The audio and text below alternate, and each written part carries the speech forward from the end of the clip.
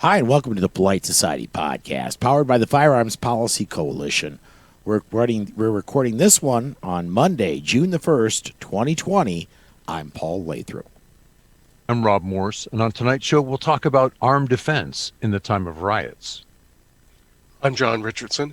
We'll talk about the usual suspects demanding businesses ban open carry. I'm Dana Lufer, and we'll follow up on a previous DGU from Las Vegas. Jerry Doherty, and we have a DGU in a hotel. So climb aboard. Strap in. And hang on. Episode 544 of the Polite Society podcast starts right now.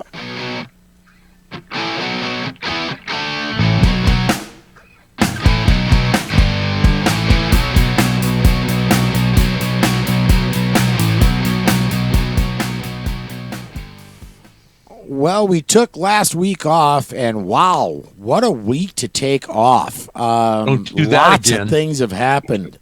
Rob, what's been up with you over the last 2 weeks, man? I was just on Bill Frady's Lock and Load radio program. Unfortunately, we had a lot to talk about. I recorded another episode of Self-Defense Gun Stories.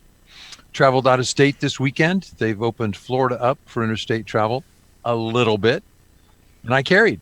John, how about you? I've just been working and blogging. We had a quiet Memorial Day. And even more Monday news. I'll be getting my second haircut since the pandemic started this week. For this one, I don't actually have to sneak in the back door. So that's good news. So I will now pass it on to Gary. That is very good news, John. I have not yet had a haircut or actually a shave in a little while. Just been hanging out. I mean, just super busy with political stuff and still pogo, pants on, gun on every single day. And it's getting a little close to Sherry's house here. Chicago's starting to creep out to the suburbs, so I don't know what to think. Amy. Well, it's been a while since I've been on, but things are starting to kind of smooth out as far as my personal schedule is. I've just been just kind of working on things. Of course, Dave and I have been kind of merging our lives together, so that's kind of taking a lot. And trying to do that in the middle of states being closed and, trying to navigate travel has been just, kind of difficult. But we're managing and pushing through. Other than that, we're just kind of seeing what's going on around us and making plans and moving forward. Dana, what's going on with you? Well, I think we're going to finally get our life back to normal, quote-unquote normal, soon up here. The governor lifted her stay-at-home order today, so restaurants are going to allow dine-in service and such, so hopefully things will still get back to normal. Still working from home and taking care of things. Doing my yard trimming. I was listening to Eye on the Target radio, and fortunately Amanda's not here tonight, but Rob started talking about Uberti and the Italian firearms makers making copies, and that's right up my alley. So other than that, listening to firearms training across the field at the Centerline Police Department, wishing I was there. So, Paul, what have you and Susan been up to? Well, last week I made a run down south. I delivered Tuesday in the Atlanta area and then ran way south in Georgia and did a pickup and came back up this way and got home on Saturday. Took yesterday and today off. And I leave out tomorrow again, this time for a Central South location. But it's, how do I put this? The whole, well, you know what? I think we're just going to hold that. I'm going to hold the discussion over trucking and everything that's going on with the riots and everything for the next segment, because we'd planned on having Kevin Dixie. That didn't work out. So for the next two segments, maybe three, we're going to be doing news and a discussion about the riots and what's going on. But it certainly changed the trucking industry. So, but that's kind of what's been going on with me as far as training. I've got one bit of training I want to announce. We are going to be doing. I'm doing, and I mentioned this on the show before, but it's live now, and we're starting to get donations. I'm doing what I'm calling the ride in September, hoping to raise money for the Second Amendment Foundation. And that's going to be a 24-hour ride between Sioux Falls and Atlanta, Georgia, 1,150 miles in under 24 hours. I expect to get it done in about 20. But it's a 20-hour, one-day ride, and I'm trying to raise money for it. Now, that's on Tuesday of GRPC week. On Wednesday of GRPC week, we're going to be doing training down in Atlanta with the good folks from the Complete Combatant. It's a one-day, basically it's a handgun tune-up seminar. We need 6 people to join us in order for this to happen, but I don't think with everybody out and about, I don't think 6 people making a midweek training session in September when everybody's getting ready to go to GRPC, I don't think that's going to be a huge problem. If you want to sign up for that class, I think it's $150, so it's not very expensive either. Go to the Complete Combatant, and they've got sign-up information there. Anybody else have any training they want to talk about? Boy, I'm hearing crickets. Just I guess not enough restrictions have been lifted yet. So I do want to mention, everybody, please, if you would, go look at the other shows on the Self-Defense Radio Network. Tagline on the network, of course, all your pro-freedom podcasts in one place. As you people looking at video can see, we're up there, Self-Defense Gun Stories, Geeks, Gadgets, and Guns, Gun Freedom Radio. A lot of great shows that show up on that website. And you can subscribe or listen right from the website. The website is sdrn.us. We are a proud member of the network. Please go check that out. We are going to step aside for now. When we come back, we're going to be talking, I think even before we get to news, we've got to discuss the elephant in the room. We're going to be talking Minneapolis and riots that have spread throughout the country. We'll be back with that right after this. This portion of the Polite Society podcast is brought to you by the Armed Citizens Legal Defense Network. If you carry a defensive handgun, you need protection from the aftermath of prosecution. Even if you do everything right, you can be the victim of an overzealous prosecutor or even be falsely accused. That is where the ACLDN comes in. They provide immediate assistance when you need it most. If you find yourself under arrest, they immediately pay bail money and the retainer for your attorney. Additional funds are available for trial and civil proceedings. Beyond the money, they have far and away the best team in the industry, providing you invaluable information and training DVDs that are included with your membership and who stand ready to work with your lawyer on your defense. People like Masad Ayub, John Farnham, James Fleming, Tom Givens, Emmanuel Capelson, Dennis Tueller, and led by Network President Marty Hayes. Initial membership is only $135 for your first year, and you get 8 incredible training DVDs and other educational material when you join. If you don't have tens of thousands of dollars to defend yourself at your disposal right now, you need to be a member of the ACLDN. Go to armedcitizensnetwork.org and become a member today. And please mention that you heard about them on the Polite Society podcast. And welcome back to the first news segment of the Polite Society podcast, powered by the Firearms Policy Coalition. Let's kick this off and get started with on Monday, Memorial Day. There was a successful, arrest, because they did actually arrest the guy up in Minneapolis Park, Minnesota. Unfortunately, and I've looked at a lot of video around this because I kept getting people saying, "What do you think?" It looks like George Floyd, the person getting arrested, in my opinion at least, was murdered. The officer, it certainly looked like he had his knee on the neck of a subdued arrestee for over 6 minutes. Meanwhile, the guy was saying, "I can't breathe." Now, speaking as a former EMT, if somebody says, "I can't breathe," they're kind of breathing, but it's exhalation.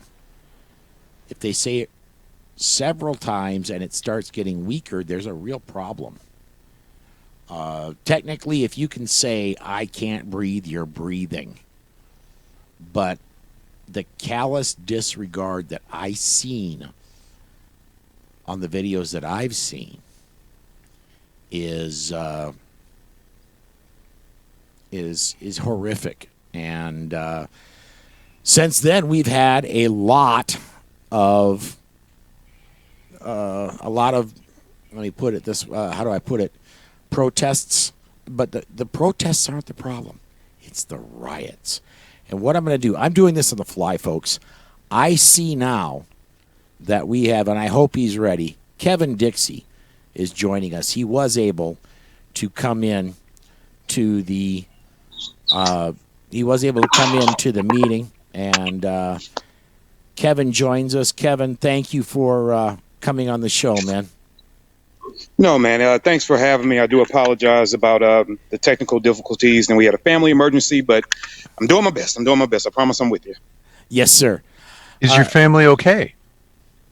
Yeah, they are. I got some members about to head to Dallas. We got a family member that just went into a medically induced coma, so they're loading up to hit the road.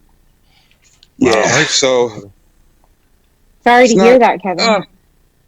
Oh, thanks. Sorry. Thanks, guys. I appreciate it. Cancer sucks. Let's just say that.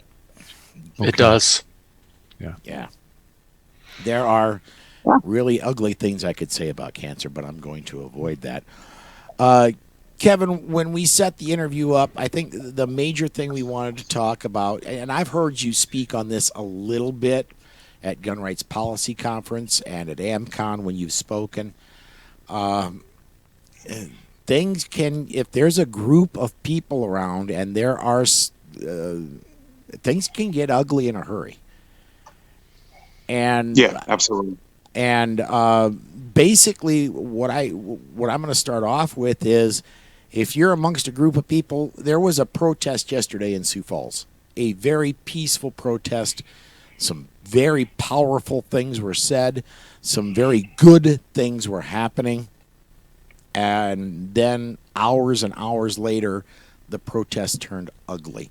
And there was some damage, and a lot of things have happened. But I myself, I could have been at that. I was actually debating being at that first protest, the one that was peaceful. If you're around a group of people and things start going south, what do you do? You know, it's a hard thing to say on many realistic levels. One thing you have to think about is, why are you there, right? So the passion for justice and the mask of injustice that we've been facing drives people to want to be somewhere, to be a part of that change. They want to have their voice heard. They want to push the voices they support forward. They want the people that aren't listening to listen. So you have all these reasons to want to see change. These are the change agents, the protesters, the people that are there to do right, the people that want to learn from other people, and all these great reasons. And unfortunately, you have some people that aren't even just angry, because I understand the anger, because I'm angry as well.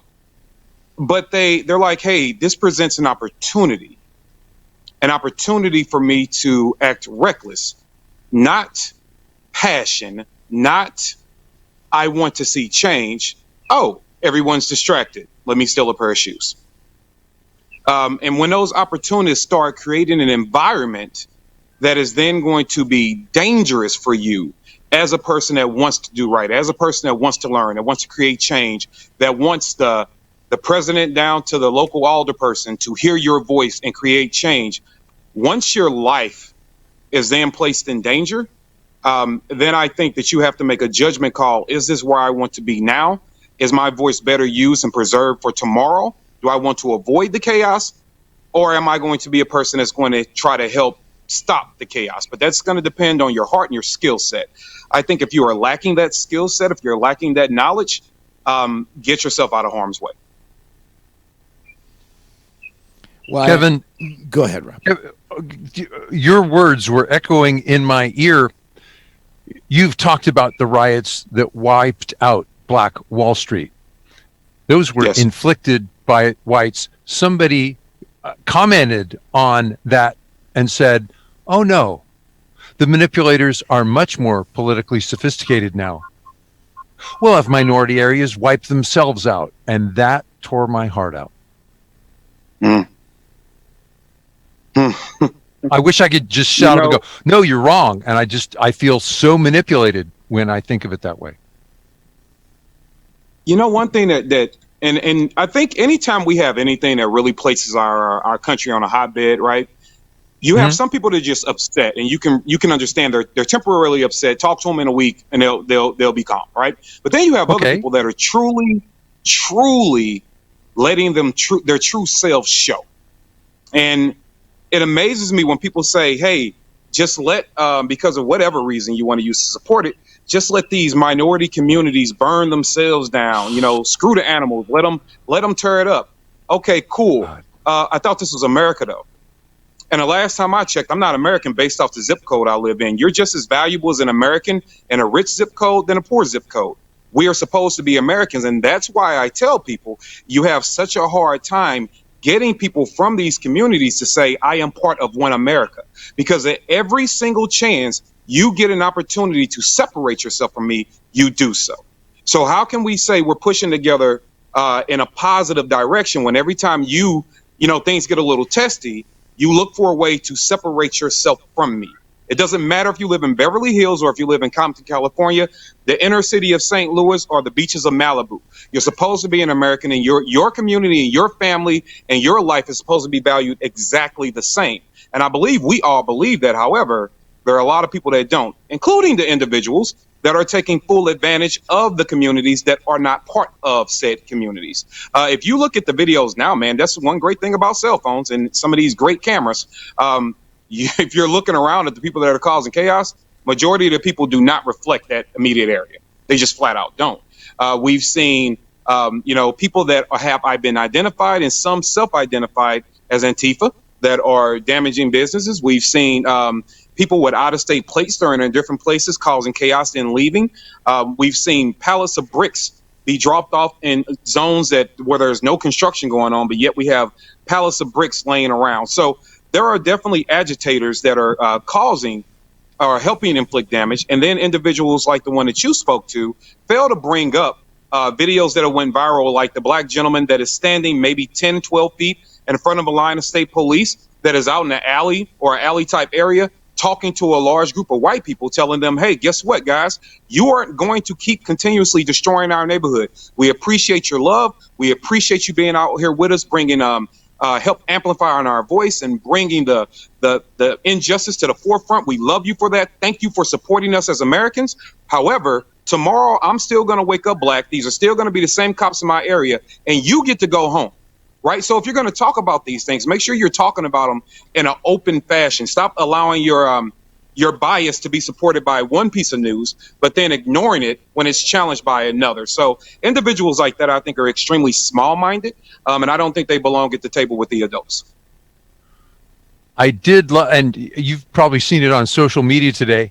A group of black men who are around a cop in riot gear, and a bunch of guys dressed with black masks over their face want a confrontation. And they're going, nope, not in my community. Nope, I got to live here. Get out.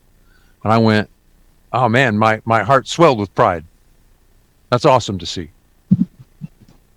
Yeah, I actually put that on that exact incident. I shared that on my Instagram page. And I talked in a little detail about it. And what people should realize is, man, we aren't... I am from the areas that are highly inflicted by a lot of the interactions, the negative interactions we see with law enforcement. Not all, but the ones that are more high profile. And yeah, is there some anti-police sentiment there? Sure there is. There absolutely is. There's also anti-police sentiment in the suburbs. Like, sure there is, right? However, the majority of people are not anti-police. They show you that by dialing 911 when they need them. People are injustice. They want equal justice. They don't want you talking and slamming them against cars. No, if you don't have to, they want to be talked to with respect. So it's not about being anti-police. It's just about being desiring to be treated fairly. So when I seen that in Louisville, Kentucky, where those gentlemen, the officer got separated from his riot control team, he got separated somehow, and they created a barricade around him. Now that's one lone guy against 40 or 50 individuals. There's no way he's going to win that fight, gun or no gun. Right. But yet they blocked him. They protected him because they realized that the value of his human life didn't stop when he put on a uniform. Only thing that we're saying is the same way that we stand up and we protect you when the odds are against you, when we believe somebody's going to do something wrong to you, it's the same way we want you to stand up for us when something like that is happening. And that's how we say we're one America. We can't continuously divide and then say, hey, well, guess what? In this particular situation, you're on your own. That cop was on his own, but yet those black men from that community said you are not going to bring harm to him. And they stood in harm's way to make sure he was okay. We just want the police to do the same for us. We often talk about armed defense, and Kevin, that seems like a case where the numbers have a quality all their own. If you're two guys facing a mob, maybe you got to go to guns. Those men who voted with their feet created a level of presence that said, no, you're not getting away with it.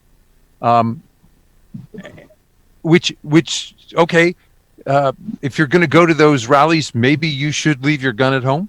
What do you think of that? Oh, that's a good one. Oh, that's a really, really good question. So if I'm going to go into, naturally, depending on the level of individual I'm talking to and what their skill set is and what their job is, depends on how I train them and what I expose them to. What I would say to people in this generic situation, if you're going to go there and you're going to go for the right reasons, I'm a big fan of carrying a gun everywhere you go. I carry a gun to the mailbox, and that I'm being literal, right? Right. I'm a big fan of carrying a gun everywhere you go. So I would say go armed. What I would advise people against is advise, not tell you what to do, but just advise. I would advise you to conceal carry. Just make sure you conceal your firearm, especially if you're just somebody going about your day, trying to make sure that the protests are going forth. But don't open carry the gun, because without the proper level of training, understanding retention and things like that, you can expose yourself and other people to unnecessary danger. It's not a place for beginners. No, not at all. Yeah. Along those lines, I'd also say know your local laws or state laws. In North Carolina, I could not carry concealed even though I was licensed. Any sort of picket line, demonstration, anything, it's forbidden. Yeah, same in That's Illinois. right. I was going to mention that actually. Kevin, I have. Fortunately, I've got. I'm sorry. Go ahead. No, go ahead. You go ahead. No, I'm sorry. Go ahead. I couldn't hear you because of the helicopter. We're having our own little riots down here as well, so it's only a few miles behind me, so it gets a little loud.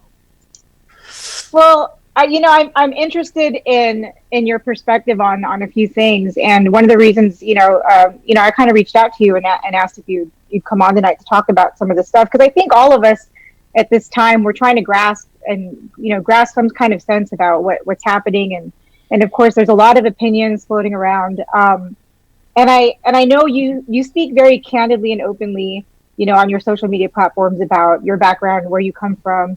And your experiences. And two things stick out to me that I wanted to share with you and get your opinion on. And the first one is, Amy, if I could, we are up on break. I'm going to have you hold your question. Kevin, can you hang out one more segment? Oh, absolutely. All right. Folks, we are going to jump to break real quick. When we come back, we'll have more with our guest, Kevin Dixie, right after this. This portion of the Polite Society podcast is brought to you by The Complete Combatant. The Complete Combatant is designed for a broad base of citizens that range from students that don't own a gun on up to advanced students that train often. The Complete Combatant offers several different courses that build upon each other, from avoidance, using verbal commands, and preparing for contact, lethal versus non-lethal decisions, your 911 call, interacting with the police, to even dealing with the legal system in the aftermath. The Complete Combatant courses are a layered approach for all levels of experience that will walk you through all the many stages of decisions while developing a game plan tailored to your skills and your everyday carry.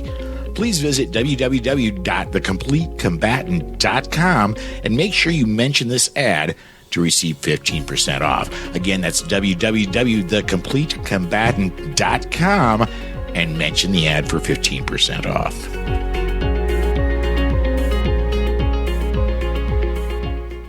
Hey, and we're back. This is the Polite Society podcast powered by the Firearms Policy Coalition. As we were going to break, Amy, you were about to bring up two questions. I'm sorry for having to interrupt you, but fire away now. Oh, that's okay. So it's not necessarily questions; they're just quotes, and I'm interested in hearing, Kevin's perspective on them as it relates to current events. And the first one is a quote that people are sharing from Martin Luther King Jr. and he said, "Riot is the language of the unheard." And then, I think about that because I obviously, I follow you on Instagram with friends, and I've been seeing you post about, you've been in attendance at some of the events in your local area and things that have happened there. And you also are very, you talk about representing America. I just saw this recently on one of your posts, that you represent America for being American. You represent being a freedom fighter. You represent the hood because you are, a proud product of that. And I want to know, I guess, in relation to that, what do you think? What do you say to those people that would reference that quote in regards to what's happening currently? Well, Dr. Martin Luther King, he did definitely say that. And he's correct. I mean, he's absolutely correct. That is the language of the unheard. What he also went on to say is that he's not in full alignment with the riots. He just understands the misguided anger. So, yes, if you want people to not riot, then you should listen to them, let their voices be heard, and then we don't have to worry about them being angry. And then you let the people that are angry know that I understand your anger. What we're trying to do is make sure we guide it and control it in the right way. So it's like standing in the middle, trying to help both sides understand. And I believe that is what majority of us are trying to do. I believe that the small minority on either side is what's pushing one message or the other. I believe majority of people want just that. We want to be heard. And there are consequences for not listening to people, and we have to be realistic about that. There are consequences for not paying attention and adhering to the warnings of others. However, if you want to really have your voice heard, want the mission heard, you can't distract from it. You can't cause chaos to a shoe store and to a retail location and then expect people to remember or be compassionate about why you're acting the way you're acting. Right. So even sometimes with a riot, you have to understand that you're going to garner some attention and it might wash out the original reason why you're upset. So I can't say that I don't understand why people are upset. I can't say that. I totally understand why they're upset. I believe their anger is misguided. And I also believe that we need to start paying attention and listen to the frustration of individuals when they're talking. America has a big problem with telling people that, yes, you have a First Amendment right and you're allowed to protest. And as soon as somebody uses a form of protest that's nonviolent, they like to tell them, this is not the time. Don't protest. I don't want to hear it. So it's like, okay, we're trying to be peaceful. We're trying to protest. We're trying to use our language, our voices. And then you don't want to listen to that because you're saying, hey, guys, that's not the way I want to hear it. That's not the way we want to receive it. Don't bother me right now with that. And then when people get unruly, they're like, oh, well, now you're just acting like animals. So there's some balance to be done. Kevin, let me ask you from the ignorant end of this. The protest initially started out peaceful, and criminal investigations don't happen overnight. So to prevent this in the future, how would you let people know they're being heard so it doesn't degrade to the destruction?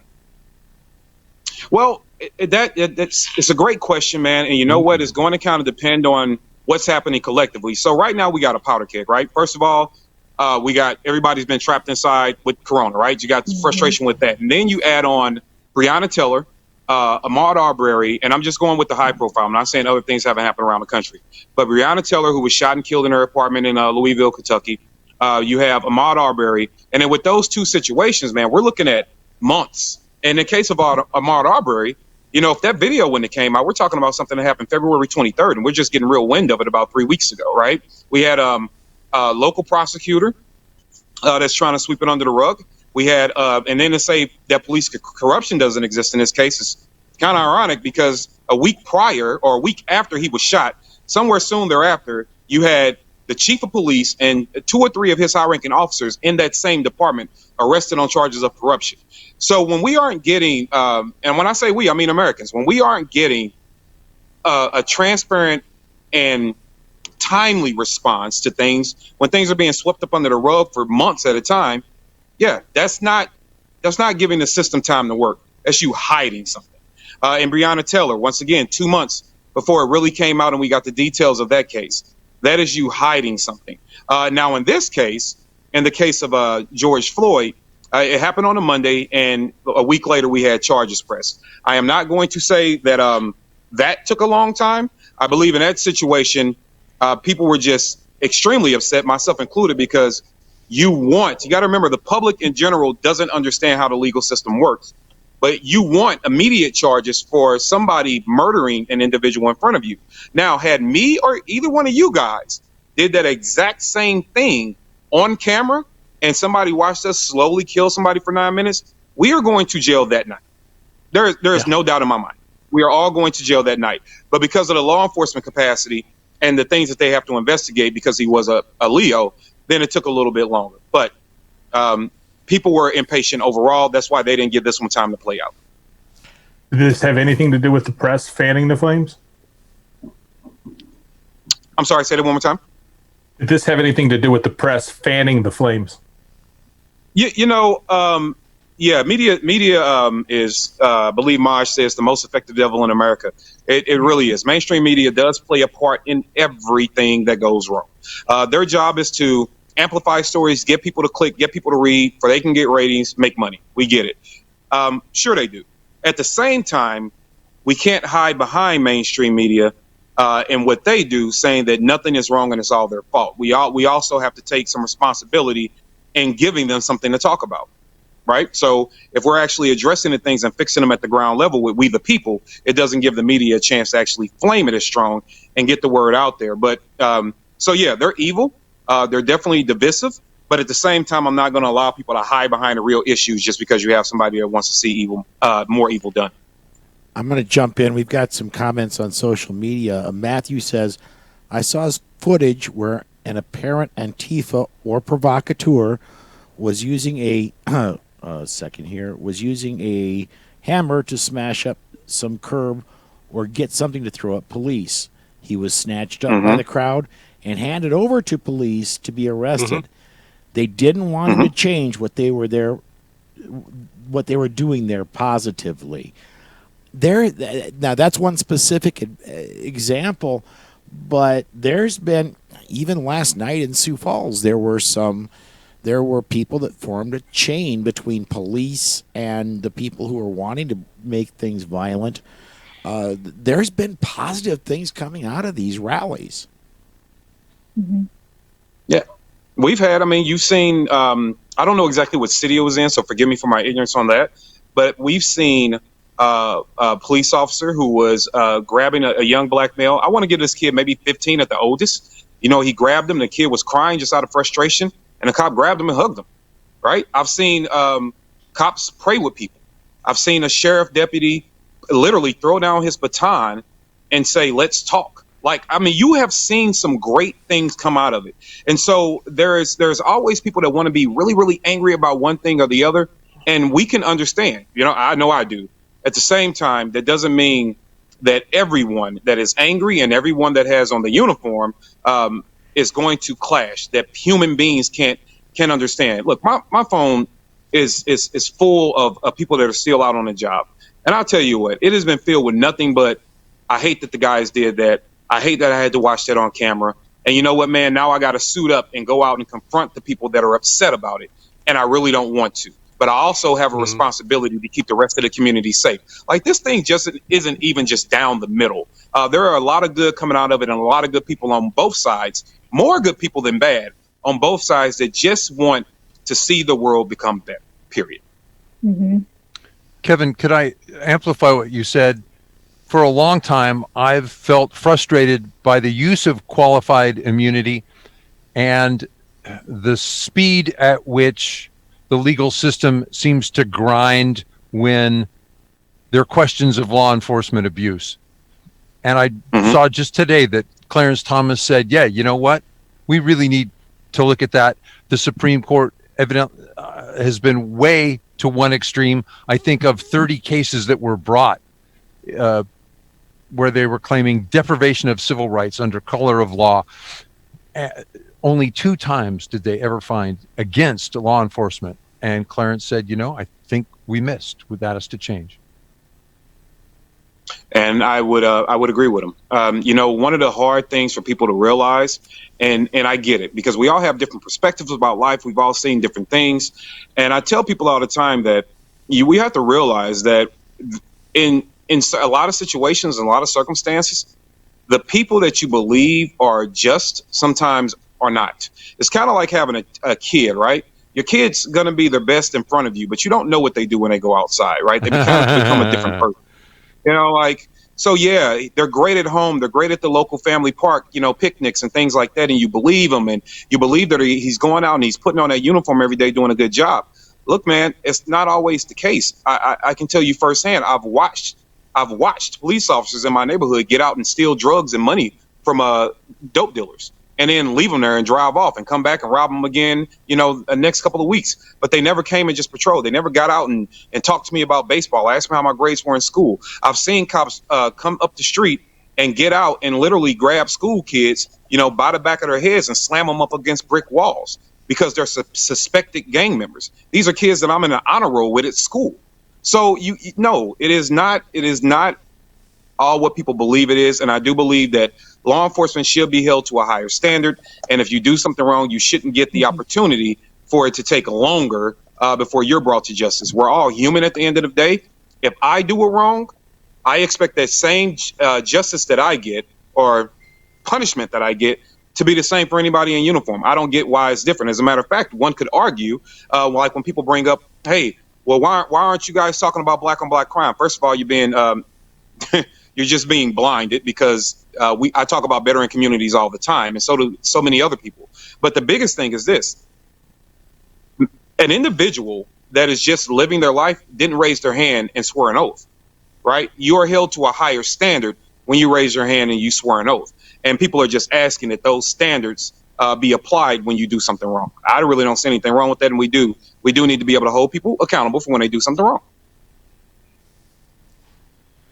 Well, Kevin, we are coming up on the end of the segment again. These things do fly by. I know you had a family emergency. I'm going to let you go after this segment, but I'd be remiss if I didn't ask. People obviously should, after listening to you, want to know more about you, more about what you're doing. How can people connect with you? Oh, awesome. Thank you so much for that. You can get, I'm really active on Instagram. It's at @the_real_NOC for no other choice, at @the_real_NOC. That is also the same on all the social media platforms, including YouTube. And you can also just Google Kevin Dixie or type my name in any other platforms and it'll come right up. You can also shoot me an email at NOC for no other choice, ccw@gmail.com. And I'm looking forward to engaging and interacting with you all. Well, again, Kevin, thank you so much for joining us tonight and for lending us your time and your opinions.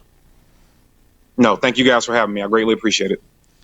All right, folks, we are going to step aside to break, and when we come back, we will have our news segment, and we'll get to that right after this. This portion of the Polite Society podcast is brought to you by Concealment Solutions. Jason Christensen makes the most comfortable inside the waistband holster on the market, bar none, the Black Mamba. Some of the other products offered are the Sidewinder outside the waistband holster and Python gun belts. Every product that Concealment Solutions makes has unsurpassed craftsmanship that shows in the fit and finish of the product. Visit concealmentsolutions.com to view all of the products available, and you can get 10% off your order when you enter the promo code POLITICS in the promo code box at checkout. That's concealmentsolutions.com. Hey, and welcome back to the Polite Society podcast powered by the Firearms Policy Coalition. This really is our news segment this time. I want to bring in one comment that came in over social media that really didn't fit in at the time. I want to bring it in now because it does absolutely fit in with what we are talking about. Matthew said the second autopsy came in, talking about George Floyd's autopsy. It was deemed I cannot talk asphyxiation from compression/constriction, and apparently now he can be charged with murder in the first degree? ? Please clarify if I have it wrong. But in a way, this is a good thing because so many have called for that, and rightfully so. I'm going to say, Matthew, I am not an attorney. I don't play one on TV. I don't pretend to be one. However, what I have found out is first-degree murder requires premeditation. And I don't know that premeditation... I don't know that this officer woke up that morning and said, I'm going to find George Floyd, or I'm going to find a random person. Apparently, he and George worked at the same nightclub. But I'm going to find this person, and I'm going to kill him. Premeditation, I don't know if it takes 5 seconds. I don't know if it takes an hour of premeditation. But the premeditation has to be proved for murder one. And has to be proved for murder one, and I don't know that it can be. I'm not an attorney, but that's my 2 cents. Anybody else want to jump in on that? I would agree with you on that. Oh, go ahead, Amy. Oh, well, I had, because we were talking about the subject earlier, and I heard, and I don't know how, again, I'm not an attorney either, but I heard, was it Giuliani, and then I don't know how credible he is as far as this is concerned, but I know he was a prosecutor, I believe, at one point. Yes. But he was talking about that, and he mentioned specifically the fact that the police officer had his knee on his neck for, I think it was 8 minutes and some odd seconds, and he had been told, I think, 5 times by observers that the guy that they had heard George Floyd saying, "I can't breathe," and the fact that he had 5 separate times to think about what he was doing, reflect, and stop. There's a possibility of that being, I don't know if it's murder one, but at least higher than a third degree charge, which, maybe second or even first. But that's what I have, heard. But again, that's not, set in stone. I really do think you run a risk if you overcharge just as much as a risk of undercharging. I don't think you would have as much trouble with like second degree murder, saying he did it in the heat of the moment. Boom. I mean, he's still going to be, if he is convicted, he's looking at hard time for a long time, no matter what. We all agree we can describe this act as a callous disregard for human life. Absolutely. Okay. It goes beyond manslaughter, I think. We know we've got a floor, and now we're working our way up. Yep. I came across an interesting article from a trainer named Greg Ellifritz, who's also an active duty, and he said he called it watching a murder. And he said, what can you do if you were a bystander when you had this cop there? And he had some good suggestions, actually. Basically, he said, you don't act threatening to the cop. You have your hands where he can see them. But there's ways that potentially, he said, hey, officer, I just want to let you know the guy on the ground appears to be suffering from a medical condition. I don't know if the officer controlling him knows he's kneeling on his neck, but people are videotaping this, and it doesn't look good, and I don't want you guys to get into trouble. Basically, you turn the situation around like, hey, I'm really just looking out for you, not this guy on the ground. And the guy thinks, oh, this is my idea to let go of him. He also has some other stuff like, I'm a medical professional, do you want me to check him out for you? It's a good article. Just Google Greg Ellifritz watching a murder and you'll find it. Wow. Absolutely. I think there were 3 other officers there who are now on the unemployment list, or Well, Yeah. I think there were 4 total, Mhm. and Three other. three others that could have stopped him. Oh yeah, Mhm. wait a minute, Nothing, Dana. We so- don't know that. Hold on a second. We don't know that. One of them may have had his whole back to the whole incident trying to Well, control the okay. crowd. We really But don't know. What they had. somebody could have within Maybe. that group. Maybe.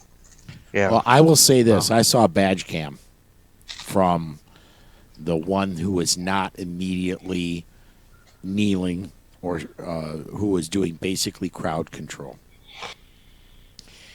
And from what I've seen, there were at least that particular officer and the 3 that were helping restrain that could have stepped in at any moment.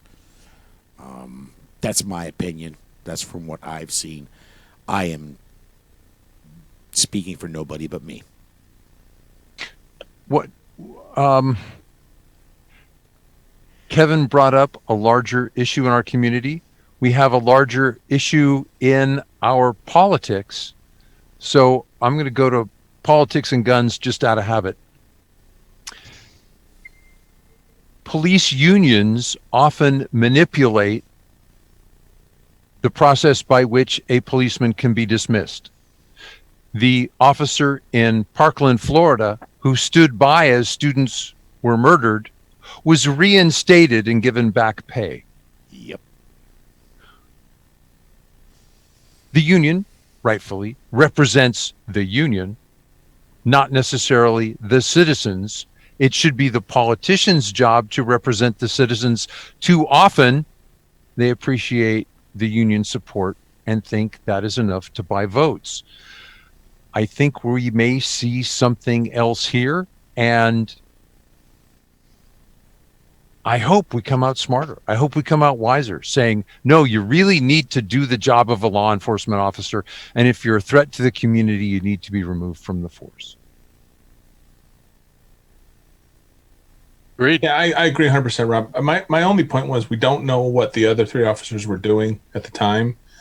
And one of the worst things that happened out of a previous police officer involved incident was there were police officers here in Chicago that were flat out getting beat up because they refused to confront criminals because they were afraid of how it would reflect on their entire department. And it scares me that they, like Rob said, they let too many police officers get away with things. And like Kevin said, away with things for too long. But at the same time, I want everyone who knows a cop or who is a cop to know that we know the majority of them are doing a great job, and please keep it up. I'm speaking for myself. No, you're not. Lots of us agree with you. I'm going to branch off a little bit, and I think this is a good topic to bring up. Again, politics and guns. I think overall badge cams for police have been an overwhelmingly positive thing. I cannot count the number of times that there have been complaints about policemen. Oh, he roughed me up. Oh, he said this or that racial thing, or he's doing this or that. And then the badge cam footage comes out, and all of a sudden, the complainants become extremely quiet. Yeah. Well, I think it holds the individual accountable, and they're just more aware of their actions. And so I know this is on a completely different level and not even the same page as far as this is concerned. But when I was a drill instructor, there were a lot of cases about recruit abuse and I mean, that's a separate subject to talk about, but we don't have people filming or we don't have body cams on us, but we do have higher ranking, officers that are now, and this changed from, the 60s because there was a lot of abuse happening with recruits in the military. And so they added a level of supervision to the drill instructors training. And we do, on occasion, have observers and news crews and people filming documentaries and stuff for TV about Marines. And we used to be, we were told during school, drill instructor school, that if you can't do it in front of the camera, then you shouldn't be doing it. As far as whatever we were doing at the time with the recruits. So I think, especially when it comes to a person in a public servant role, I think the body cams are a good idea because it holds everyone accountable. Well, it's equivalent of if you work for a major corporation and you have email or texting using company-owned phones, they can read your email, and they have a right to do it. In the company I work for, all our emails are kept for 3 years. If we call into our call center, we know that they are recorded. I actually know a guy that got fired because he had made some racial comment to one of the call center representatives, and they had it on tape. And this is looking over you. You just know you have to go back and say, do I really want to put that in an email? Do I really want to text that? I have to be careful. Well, in my case, I have to be careful with personal information. I need to encrypt this so that hackers can't steal people's Social Security numbers or whatever. It keeps us honest. What you saw as a drill instructor, the days of Full Metal Jacket are long gone. With Gunny, that's a whole other story. So, but yeah, just having somebody looking over your shoulder sometimes makes you think, do I want my mom to see this? It's the whole thing like that. John, that's a perfect description. Yeah. We've got about 2.5 minutes left in the segment. Do we want to continue on this vein, or is there any other news that you guys want to speak about real quick? Well, we should just mention that the Brady campaign and March for Our Lives sent letters to 18 companies demanding they ban open carry in their stores and restaurants. I don't open carry. I think concealed carry in general works better. I don't want those who might attack me to know that I'm armed until it's too late for them. Yeah, the only thing I like about open carry, which we don't have in Illinois, is that if accidentally I'm exposed. Exactly. That's the only, for me, I understand there are some people that have different opinions on it. And I mean, Paul used to be a big proponent. He's changed his mind. I respect both decisions. And that's okay. But for me personally, I just want open carry to be allowed so that if the slightest little wind doesn't expose me and get me in all kinds of trouble. Right. Absolutely. And that's the beauty of North Carolina, at least, that open carry is a constitutional right. Same here in Michigan. All right. Well, I think we're going to go ahead and set aside the news segment there. We've got our DGU segment to come up, and we will get to that right after this. Firearm Safety Institute is one of Northwest Illinois' premier firearm training companies. They provide superior firearm training to all levels of shooters. Gary Doherty has been a trainer and concealed weapons permit holder for many years. While living in Nevada, he carried legally and has the experience to train you to do the same. Firearms Safety Institute offers a wide range of courses designed to meet the personal needs of both seasoned shooters and those that are new to the world of firearms. If you are looking to apply for the Illinois Concealed Carry License, Firearm Safety Institute can provide you with the professional training that meets the state's requirements. Gary accommodates classes of all sizes and can provide individualized instruction if that is your personal preference. He's happy to work with you and your friends to arrange private classes and will come to your location and work around your schedule. If you would like to get your Illinois CCW or increase your firearm knowledge or skills, go to firearmsafetyinstitute.com to start the conversation. Mention the Polite Society podcast and receive a 10% discount on your training. Remember, that's firearmsafetyinstitute.com. Get your Illinois CCW today. And welcome back to the Defensive Gun Use segment of the Polite Society podcast, powered by the Firearms Policy Coalition. These discussions are not legal advice.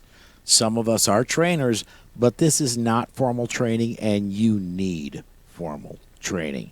The Defensive Gun Use segment is intended as information, not as training, and as always, the opinions of the hosts are only their own opinions and not those of any sponsors or other affiliations.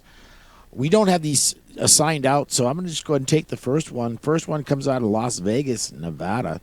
We covered this DGU a few weeks ago, but Fox News published an article recently which contained more information and interviews with the good guy. As you may remember, B.J. Baldwin, the son of retired Las Vegas gaming executive and a four-event World Series of Poker winner Bobby Baldwin, an off-road racer, was involved in a self-defense shooting in the early morning hours of April 22nd after grabbing dinner at an In-N-Out Burger. Baldwin, it turns out, is a defensive pistol practitioner who takes his training seriously. He told reporters that he trains regularly, often with Tier 1 military operators and professional shooters, such as his girlfriend, Tori Nonaka, member of Team Glock. Tori noticed two hooded men pointing a gun at her and charging in her direction from across the parking lot. She alerted Baldwin when they were 15 yards away, pointing the gun at her and smiling. They appeared intent on doing harm. Sensing the danger, Baldwin pulled his concealed firearm out and the shooting began. The gunman fired 2 shots at Nokana, then 6 at Baldwin. Baldwin shot back, and his aim was true. He estimated it took about a second to draw and land the first shot. Quote, I knew there was a high probability that I would miss because I was returning fire and getting hits on him. That the attacker would miss. Yes. Yeah. I wish I wasn't at the wrong place at the wrong time, but I'm glad it was me instead of a less skilled defensive pistol practitioner. 10 shots put the gunman on his road to eternal damnation in an estimated 4 seconds. The second suspect decided that being there was not going to be healthy and left immediately. All of Baldwin's shots hit center mass except one, which went to the central nervous system. Baldwin said one of his tenets for defensive pistol practitioners is never to use your weapon unless there is no other option. He said his only objective that night was to return home safely. But he said his training and experience in racing prepared him for the exchange. The alleged gunman was apparently upset about an earlier issue at a gun store. That second suspect was the gunman's brother. He told police he had a feeling his brother was going to do something stupid. The brother, in fact, requested authorities not charge Baldwin for using his weapon. The National Rifle Association tweeted out an interview with Baldwin regarding the incident that drew response from some of the county's top conservative voices, including Donald Trump Jr. and actor James Woods, who tweeted, "Now more than ever, learn to protect yourself and your civil rights under the Second Amendment."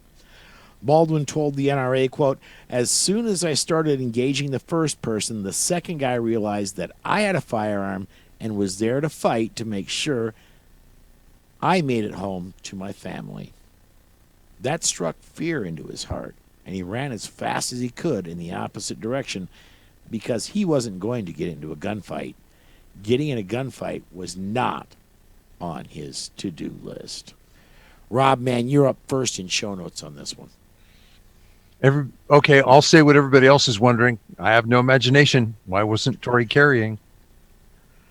You know, the only thing I could think of is that maybe he was the designated driver and she had been imbibing. There you go. Should not have been carrying. And she is now 25, so she is legal to drink. Well, not only that, that may be the case, but she was at least keeping her situational awareness up because Yep. she brought attention to the fact that there's something bad happening. Mhm. Perfect. All right. And I think she probably could have gotten her 10 shots on target in under 4 seconds. Quite likely. Yes. All right. Who wants to take the Cheyenne, Wyoming story? If you want, I'll go I'll ahead and take read it. it. Oh, okay, Oh. go ahead, Amy. It's been, we've missed your voice. All right, this DGU comes out of Cheyenne, Wyoming. On May 22nd, a 36-year-old intoxicated man showed up at the motel room of Benjamin Ketchum. The man became aggressive with Ketchum and others in the room and was told to leave. Ultimately, he did so. Later that evening, he returned wearing a huge metal chain around his neck. He began to threaten the occupants of the room once again. He was once again told to leave, but this time refused to do so. Ketchum stood up from the bed he was on and pulled out his handgun and told the man to leave again. The inebriated man removed the chain and swung it toward Ketchum. Ketchum fired one shot, hitting the attacker in the upper torso. The injured drunk ran to the nearby Lamp Lounge and then was taken to the Cheyenne Regional Medical Center where he expired. On May 27th, Ketchum was arrested and charged with second-degree murder. On May 29th, Laramie County District Attorney Leanne Manlove announced she had dismissed the charge. Based on the May 22nd information available, there was probable cause for the murder charge. As the investigation matured, the facts made it clear that under Wyoming's reasonable defense force law, Mr. Ketchum is immune from prosecution. It is my hope that this information will not just inform, but help the public to understand that while Wyoming law provides for immunity for an individual who exercised reasonable force in self-defense, it is only available under certain narrow factual circumstances, said Manlove.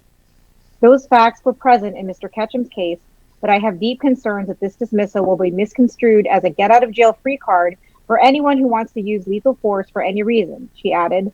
It is not. Wow, does she over-explain that a little too much? Jeez. I think she's just trying to.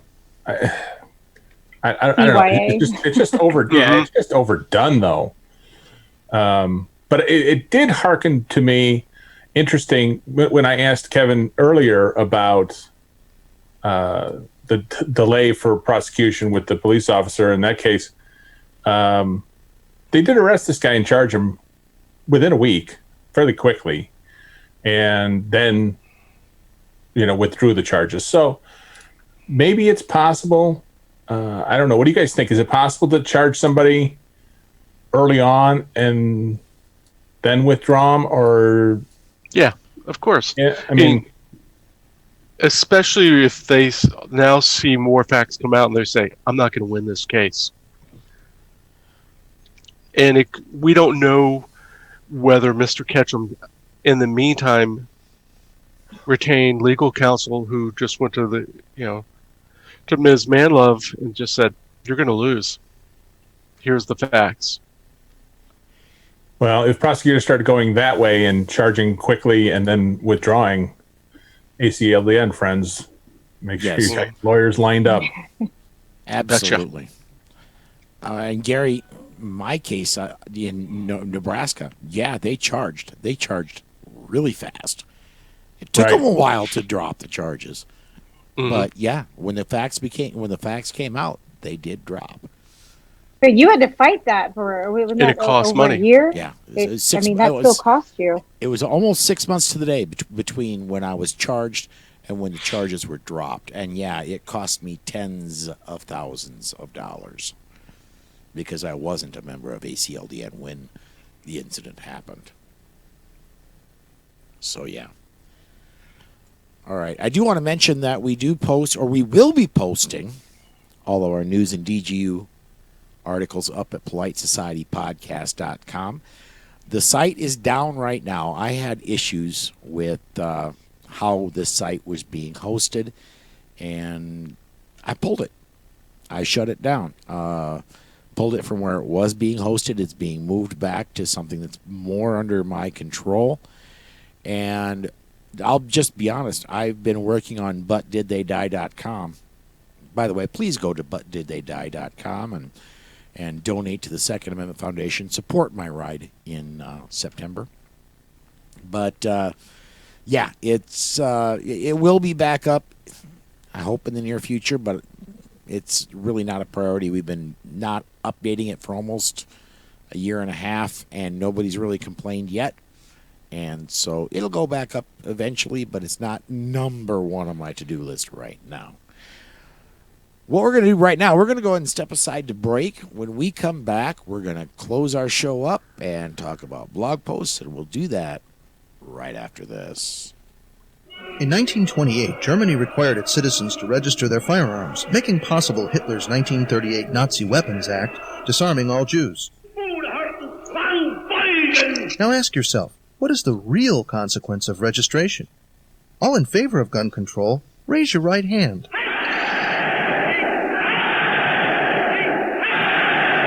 Brought to you by Jews for the Preservation of Firearms Ownership, America's aggressive civil rights organization. jpfo.org. And welcome back to the Polite Society podcast powered by the Firearms Policy Coalition. This is our final segment. I want to encourage everybody to go ahead and watch our live videos. We record Monday nights at 6:05 p.m. Central Time on Facebook. And comment as we're recording, as several people have done tonight. I haven't brought all of them up for the podcast listeners, but most of the comments have made it at least in graphics form on the air for the people that are watching. Let's go ahead. And if you do want to email us, you can. I got to be honest, I haven't checked the on-air mailbox in a couple of weeks. But if you do want to email on air at politicsandguns.com, when I get it checked and I record from home, we'll get them on the air. Rob, what's been going on over at Slowfax, man? It's been 2 weeks since we talked about it. Yeah, and let's keep it simple there. I've been writing more about COVID and less about guns. The latest article on COVID was called Facts and Perspective on the Pandemic of 2020. We got all spun up over a model, and it takes more than facts and figures and the latest model to calm us down. After the riots last night, I went and dug up a article that I wrote after the riots in Baltimore, Maryland. That article is called How Does a Business Survive a Riot? Think a lot of plywood, hurricane prep, and a lot of friends who have gloves, fire extinguishers, and sometimes firearms. Paul, what's up? Well, I wanted to mention, isn't it interesting after the riots that COVID almost totally went away and mask requirements disappeared in frigging entirely? Yep. Because social distancing. Yeah. I'm going to tell you, social distancing, it's still recommended, but in South Dakota, there were thousands in the peaceful demonstration, and I do want to make sure that I'm qualifying these. There were 2 incidents yesterday. There was a peaceful demonstration that I thought a lot of wonderful things happened at. In the peaceful demonstration, there were thousands of people that packed downtown Sioux Falls. And there were some masks, and that's a personal choice, and that's very cool. But social distancing, no, that wasn't possible. But yeah, once something else perks its head up, everybody just kind of throws everything to the side, and COVID, that's an old bad memory. Only 10 looters to a store, I assume? Yes. Right. John, what's been going on over at your blogs? No Layers, Only Guns and Money. Well, it appears that the NRA meeting of members will be held on Saturday, September 5th in Springfield, Missouri. There has been no official announcement of this from NRA headquarters, but it seems to have leaked out in a notice from the NRA Whittington Center. The fall meeting of the board will be on Monday, September 7th, Labor Day. I can only surmise that Springfield was chosen as the location because that's where the NRA Sporting Arms Museum is located, which I understand is really nice. That said, it's kind of disturbing that no official announcement has been made yet, and we only know about it due to an inadvertent leak. In other news, Grant Gallagher, Scott Shot Grant, had a guest editorial up on my blog on experiments in social control that are related to the pandemic. It's well worth a read. Gary? I'm sorry, John, what's the Whittington Center? The Whittington Center is a huge shooting facility out in northeast New Mexico. Okay. I think 30,000 acres. Beautiful. Yeah. Something like beautiful. that. Huge. Yeah, and they have like really long, like 3,000-yard rifle ranges out there, if I'm remembering right. Yeah, and I think if anybody was a Boy Scout, they knew about Philmont Scout Ranch. I think they're both close to one another in that section of New Mexico. You know, there are parts of New Mexico, just like parts of Utah, parts of Wyoming. They are so sparsely populated that great things like that can easily be done. Unfortunately, we can't do that in North Carolina. Though maybe some places in eastern North Carolina in the swamps. But that and more is at onlygunsandmoney.com. All right, before we shut the show down, I do want to recommend everybody go check out our Facebook listeners group. It is growing all the time. Just search Facebook for Polite Society Podcast Listeners. That wraps up another episode of the Polite Society Podcast. I'd like to thank Kevin Dixie for joining us today. So for Amy, Tracy, Belle, Kat, Dana, Gary, John, Rachel, Susan, Grant, Amanda, Monty, and Rob. Until next time, Stay safe. Be aware. And we'll see you down the road.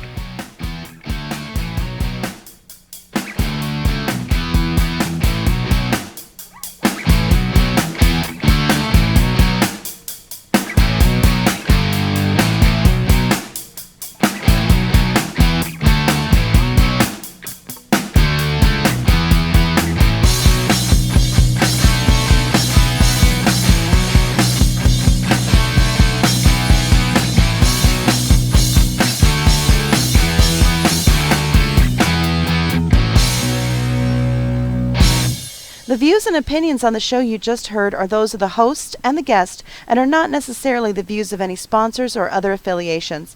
But hey, not everyone is as smart as we are.